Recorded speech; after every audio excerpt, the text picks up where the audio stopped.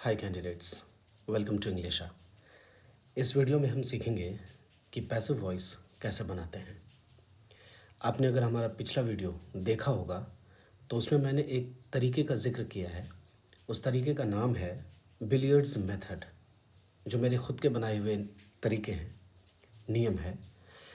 उस नियम के ज़रिए आप सारे पैसिव वॉइस आराम से समझ सकते हैं। राइट, आइए उसी को हम फोकस में रखते हुए इस वीडियो सेशन को देखते हैं। इसमें बस एक ही सावधानी रखनी है कि पैसिव वॉइस बनाने के लिए हमें बी फॉर्म का इस्तेमाल करना होता है और इसके साथ V3 लगाना होता है। That's it. देखिए, इसी नियम को हम समझते हुए कैसे सारे पैसिव वॉइस चेंज कर सकते हैं। The postman will deliver the letters. The letters हमारे लिए ऑब्जेक्ट है उस सेंटेंस में, तो हम इसको यहाँ पर सब्जेक्ट बनाएंगे। इत्मीनान से समझो, आराम से समझ में आएगा। कई बार चीज़ों को हम हड़बड़ी में छोड़ देते हैं। 100 वीडियो देखोगे कोई फ़ायदा है नहीं, क्योंकि फिर तुम भूलोगे। वहाँ सब्जेक्ट प्लस समथिंग इस नियम से बताए गए होंगे। मैं तुम्हें कभी इस नियम से नहीं बताऊँगा। मैं सिर्फ इस विचार पर बात करूँगा और सारे पैसिव वॉइस बनेंगे। आसान है। द लेटर्स विल लिखा है ना, तो विल लिख दो, क्योंकि लेटर्स के साथ क्या लगेगा? विल लगेगा। आई और वी के साथ शैल लगता है, बाकी कुछ भी दिखे विल लगाओ। The letters will. अब हमने क्या कहा कि यहाँ पर दो वर्ब्स आएंगे हमारे। ध्यान से समझना, बहुत आसान है। एक आएगा हमारा बी फॉर्म, यानी बी की फैमिली, और दूसरा यहाँ आएगा V3। और हमारे पास वर्ब है बेटा डिलीवर, तो डिलीवर को हमें V3 में लिखना है। डिलीवर का V3 क्या होगा? डिलीवर्ड। और डिलीवर्ड से पहले हमें क्या लगाना है? बी फॉर्म लगाना है। तो डिलीवर देखो यहाँ क्या लिखा हुआ है? V1 के रूप में, तो यही V1 यहाँ कैरी होगा। तो बी फॉर्म में V1 क्या होता है? बी खुद होता है, इसलिए यहाँ बी होगा। The letters will be delivered by the postman. इतना आसान है पैसिव। सेकेंड क्वेश्चन समझो। The man is answering the questions. हमें ऑब्जेक्ट का पता चल गया कि द क्वेश्चंस यहाँ पर क्या है? हमारा ऑब्जेक्ट है। इसको हम क्या बनाएंगे अपने पैसिव में? Subject. The questions is am are अगर दिखे ना, इज एम आर लिख दो। उसमें से क्या लगना चाहिए इस सब्जेक्ट के मुताबिक सोचकर। समझते हैं बात को। एक बड़ी बात कि क्वेश्चन में जब तक तुम्हें हैज़ हैव ना दिखे तब तक तुम इज एम आर में चीज़ें सोच सकते हो। शैल विल दिखा तो शैल विल में सोचेंगे, यानी कि हैज़ हैव हैड और शैल विल को छोड़कर अगर कोई सेंटेंस दिख रहा है, सब में इज एम आर होगा। समझ रहे हो? तो द क्वेश्चंस, अब यहाँ पर इज एम आर तीनों ही सोचो, लेकिन द क्वेश्चंस के साथ क्या आएगा? आर आएगा। यही मैंने कहा कि सब्जेक्ट को देखकर हम इज एम आर में से चुनाव करेंगे, क्योंकि द मैन के बाद देखो इज लिखा है सेकेंड क्वेश्चन में, तो इज एम आर वाला ये क्वेश्चन हो गया, तो इज एम आर हमें भी लिखना है। The questions are. आसान कर दें इसे। और वहाँ क्या है? आंसरिंग। तो ध्यान रखना, हमारे पास अब आ गया है आंसरिंग। इतना आसान है ना पैसिव वॉइस कि तुम सोच भी नहीं सकते हो। आंसरिंग का V3 क्या होगा? आंसर्ड होगा, तो लिख दो सबसे पहले। और इससे पहले V3 से पहले क्या होना चाहिए? यहाँ तो हमने V3 लिखा, और V3 से पहले क्या होना चाहिए? बी की फैमिली, यानी कि बी का फॉर्म होना चाहिए। बी फॉर्म कैसा लिखेंगे? तो जिस नेचर का ये वर्ब रहेगा हमारा मेन वर्ब, उसी नेचर का बी फॉर्म लिखते हैं हमेशा। आंसरिंग लिखा हुआ है, ING लगा हुआ है, तो बी फॉर्म में भी हम क्या लगा देंगे? ING। हो गया। The questions are being answered by the man. How simple it is. इसकी सिंप्लिसिटी देखो। He stole my book. बहुत आसान। ही स्टोल माई बुक, तो क्या लिखेंगे? My book. अब यहाँ पर स्टोल वर्ड है लिखा हुआ, समझना ध्यान से। स्टोल का V3 क्या होगा? स्टोलन। और स्टोल के लिए हम यहाँ पर बी फॉर्म लिखेंगे। स्टोल है V2 में लिखा हुआ, तो बी फॉर्म भी V2 में लिखेंगे। और V2 हमारे पास बी फॉर्म का क्या होता है? वॉज वर होता है। तो वॉज वर में से हमारे पास माई बुक के साथ क्या यूज़ होगा? वॉज होगा। My book was stolen by him. अब एक बार मैं यहाँ पर तुम्हें बी फॉर्म जल्दी से बता देता हूँ। बी फॉर्म कैसा होना चाहिए, क्योंकि बी फॉर्म का इस्तेमाल हमेशा होगा।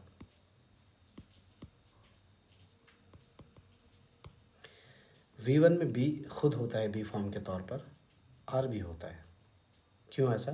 क्योंकि V1 प्लूरल होता है और आर भी प्लूरल होता है, तो प्लूरल के नीचे हम प्लूरल लिखेंगे।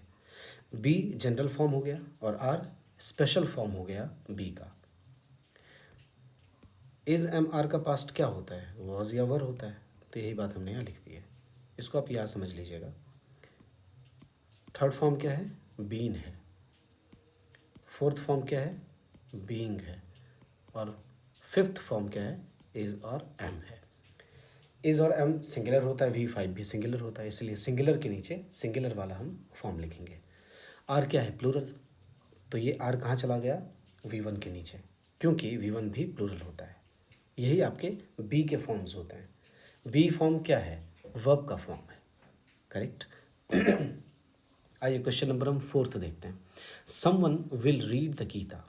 ये क्वेश्चन का हमें पैसिव देखना है। Someone will read the Gita. Someone जब आता है तो हमें पता नहीं कि कौन पढ़ेगा, तो हमारे पास ऑब्जेक्ट सिंपली क्या है? The Gita. Someone will read the Gita, it means the Gita.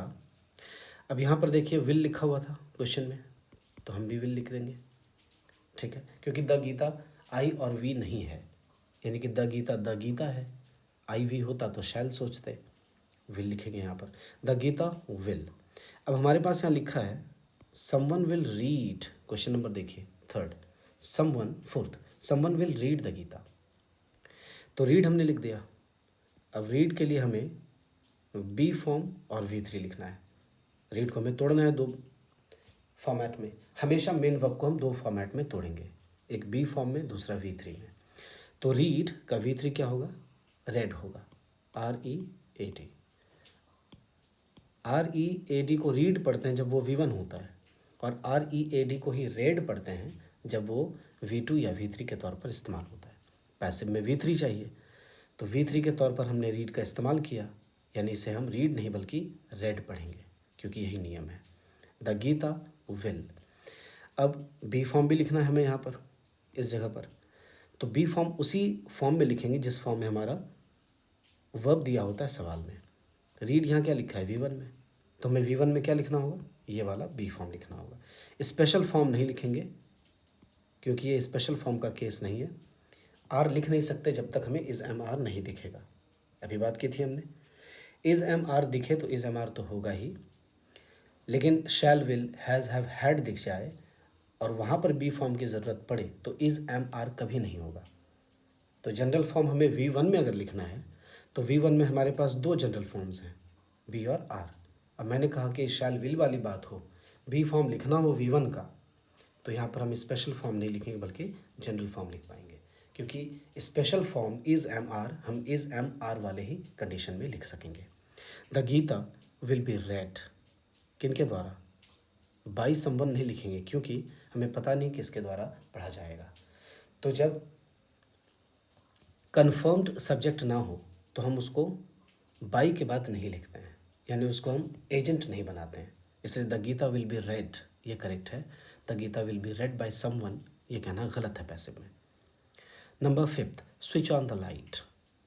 Switch on the light, switch on यहाँ पर V1 से शुरुआत है सेंटेंस की, स्विच यहाँ पर V1 है। तो देखना बिलियर्ड्स मेथड का हम इस्तेमाल कर रहे हैं। हमारा पिछला वीडियो जाकर देखिए प्लेलिस्ट में, वॉइस बहुत फेमस हुआ है बिलियर्ड्स मेथड के ज़रिए, बहुत सारे लोगों ने देखा है।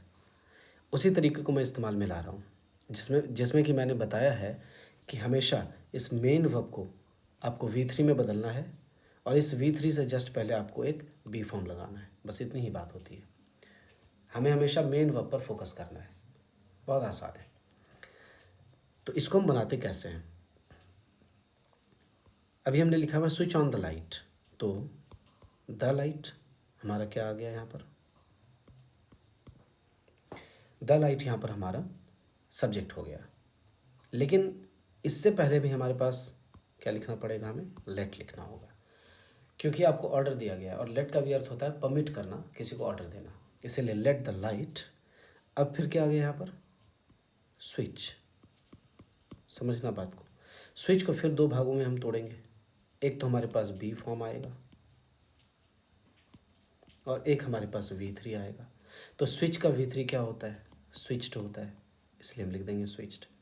और हमें बी फॉर्म लिखना है, तो स्विच जिस फॉर्म में लिखा होगा उसी फॉर्म में बी फॉर्म लिखेंगे। स्विच यहाँ पर V1 में लिखा है और V1 क्या होता है हमारे पास बी फॉर्म में? ये बी और आर होता है। ये केस इज़म आर का है नहीं, तो इसलिए यहाँ पर जनरल फॉर्म बी लिखेंगे। Let the light B switched on, full stop. इतना आसान है। Next, don't plug the mangoes. आम मत तोड़ो, मनाही की बात है। यहाँ अगर होता प्लग द मैंगोज, तब हम लिखते let the mangoes be plucked, लेकिन यहाँ डोंट लगा दिया तो हम भी नॉट लगाएंगे अपनी बात में। Late the mangoes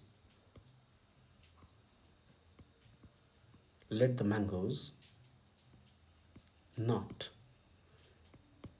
to be plucked. Let the mangoes not to be plucked. अब आपको लग रहा होगा कि ये सारी चीज़ हमने लिख कैसे दिया? आसान है। Why don't pluck the mangoes? Pluck है, प्लक के लिए हमें V3 लिखना है और प्लक के लिए हमें बी फॉर्म लिखना है यहाँ पर। तो वही तो हमने किया है अभी तक, बी फॉर्म। प्लक V1 है, इसलिए V1 के ही तौर पर हमें यहाँ पर बी फॉर्म लिखना है और V1 क्या होगा हमारे पास? बी होगा। और V1 से जस्ट पहले 2 आता है, तो यहाँ पर भी 2 आएगा। Let the mangoes not be plucked नहीं, बल्कि let the mangoes not to be plucked. यहाँ पर कोई कहीं दिक्कत? मुझे लगता है कि ये बहुत ही आसान हो चुका है अब आपके लिए। आई एम सो सॉरी, 2 नहीं लिखेंगे क्योंकि 2 दिया नहीं है। एक्चुअली मुझे ये एरर के तौर पर बताना था, लेकिन मैंने इसे यहाँ ये बता दिया कि ये होना चाहिए। ये नहीं होगा। कई लोग इस जगह गलत करते हैं कि let the mangoes not to be plucked लिख देते हैं, यह गलत है। Let the mangoes not be plucked. ठीक है, जैसा सवाल है वैसा ही हम लोग इसका आंसर करेंगे।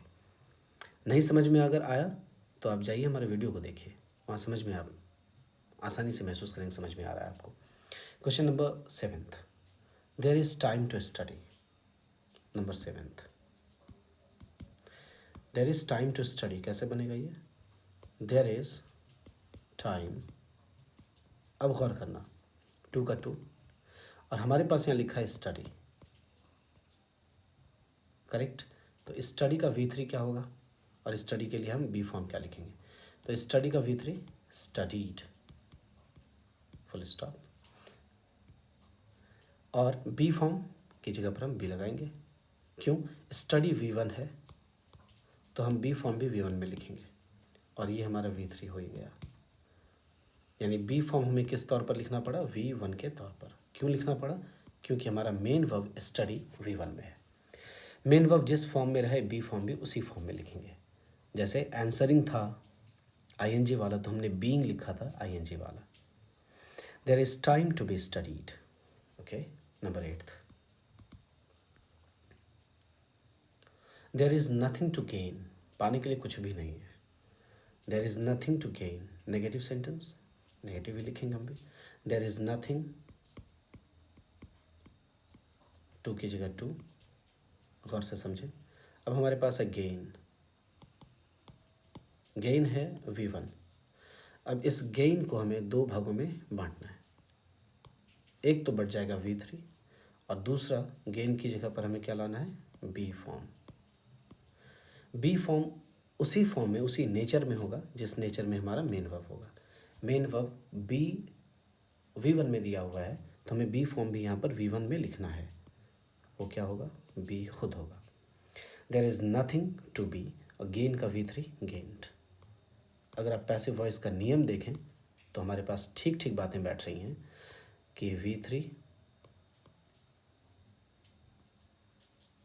और V3 से पहले क्या होना चाहिए, बी फॉर्म होना चाहिए। तो देखिए पैसिव का नियम ही है, पैसिव मीन्स, पैसिव वॉइस का अर्थ ही है कि V3 होगा और V3 से जस्ट पहले हमेशा बी का चेहरा होगा, बी का कोई फॉर्म होगा, बी की फैमिली का कोई मेंबर होगा। और हमारे पास V1 से लेकर V5 तक हमने इसके मेंबर्स देखे हैं, उन्हीं में से इस्तेमाल होंगे कुछ ना कुछ। तो वो कैसे होगा, तो मेन वर्ब को देखने से होगा। I must help the poor. मैं इस क्वेश्चन को लिख कर बनाता हूँ ताकि आपको बहुत क्लैरिटी के साथ समझ में आए। आई मस्ट हेल्प किसको, the poor. I must help the poor. I must help, मुझे मदद करनी चाहिए निश्चित तौर पर, किसकी सवाल है, तो इसका जवाब क्या आया, द पुअर। मेन वर्ब से जो भी जवाब आता है क्या और किसको का, यानी व्हाट और whom का जो जवाब आता है वो ऑब्जेक्ट होता है, यानी ये हमारा क्या है, ऑब्जेक्ट है। इसी ऑब्जेक्ट को हम पैसिव में क्या बनाते हैं, सब्जेक्ट बनाते हैं। तो द पुअर, मस्ट की जगह मस्ट लिखेंगे। अब आ गया हमारे पास हेल्प। यही हेल्प दो बातों में बढ़ जाएगा, एक तो बी फॉर्म में, दूसरा V3 में। तो हेल्प का V3 क्या होता है, हेल्प्ड होता है, इसलिए हेल्प्ड लिखेंगे। और अब हमारे पास यहाँ पर बी फॉर्म लिखना बाकी है। हेल्प किस फॉर्म में लिखा है, V1 में लिखा है, तो हम भी यहाँ पर बी फॉर्म V1 में ही लिखेंगे, ठीक है। और हमारे पास V1 क्या होगा, बी का बी खुद होगा, हो गया। मेन वर्ब को हमें हमेशा V3 और बी फॉर्म में तोड़ना है, यही है पैसिव। इतनी ही बात है पैसिव में, यही सबसे इंपॉर्टेंट बात है पैसिव की। आप जो कह लें, this one is the only thing that is very important. The poor must be helped, किसके द्वारा, मेरे द्वारा। अपने आप को एजेंट बना दें। एजेंट हमेशा क्या होता है, ऑब्जेक्ट होता है। सब्जेक्ट कहाँ है हमारे पास, तो द पुअर यहाँ पर सब्जेक्ट है। बाई क्या है यहाँ पर, प्रेपोजिशन है। ध्यान रखना, कोई पूछे कि ये क्या होता है तो बताना ये प्रेपोजिशन होता है। और प्रेपोजिशन के बाद हमेशा किसका इस्तेमाल होता है, तो कर्म कारक का इस्तेमाल होता है, दैट इज ऑब्जेक्टिव केस का इस्तेमाल होता है। जब ऑब्जेक्टिव केस का हम इस्तेमाल कर रहे हैं तो जिस चीज़ का ऑब्जेक्टिव केस में इस्तेमाल हो रहा है वो चीज़ ऑब्जेक्ट होगा, इसलिए यहाँ पर मी ऑब्जेक्ट है। लास्ट क्वेश्चन, इसे भी हम लिख कर देख लेंगे एक बार। William has been writing a poem for an hour. William पिछले 1 घंटे से एक कविता लिख रहा है। धैर्य बनाइए थोड़ा सा, आप आराम से समझेंगे। William has been writing, William has been writing a poem for an hour, या मैं अब पोएम यहाँ लिख देता हूँ और आगे की बात मैं छोड़ देता हूँ फिलहाल। William has been writing, William लिख रहा है। क्या लिख रहा है भाई, तो राइटिंग से सवाल करेंगे, क्या लिख रहा है, क्या का क्या जवाब आया, अ पोएम। इसलिए अ पोएम हमारा क्या है, ऑब्जेक्ट है। देखना कितना आसान है, हमने यहाँ लिख दिया अ पोएम। ये पैसिव वॉइस हम बना रहे हैं।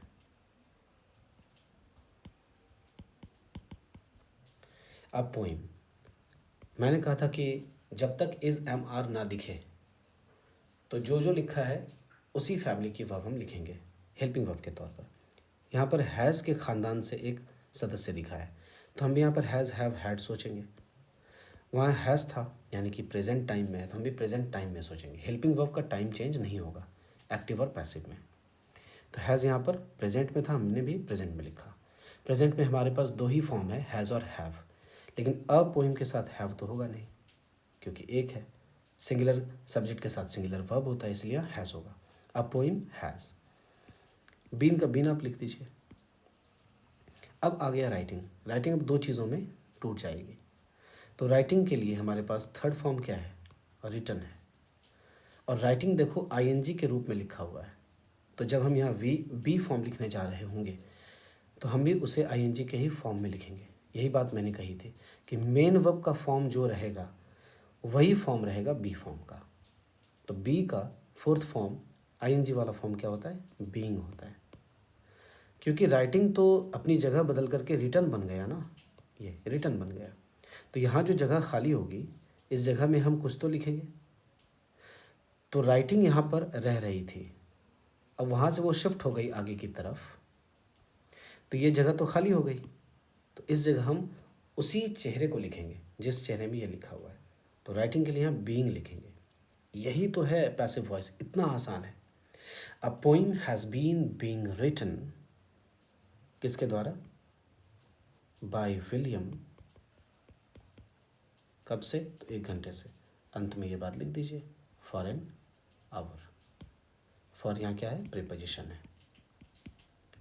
और यहाँ पर एक समय की सीमा यहाँ से यहाँ तक है, 2 पॉइंट ऑफ टाइम है इसमें। तो इसको हम लोग ड्यूरेशन कहते हैं, यानी कि टाइम पीरियड दिया हुआ है, यहाँ पर पॉइंट ऑफ टाइम नहीं दिया है, टाइम की एक अवधि दी हुई है। तो ड्यूरेशन ऑफ टाइम जब रहता है तो हम किसका इस्तेमाल करते हैं? फॉर का। फॉर जैसे प्रीपोजिशन का, ये अपने ट्रांसलेशन या टेंस में भी सीखा होगा।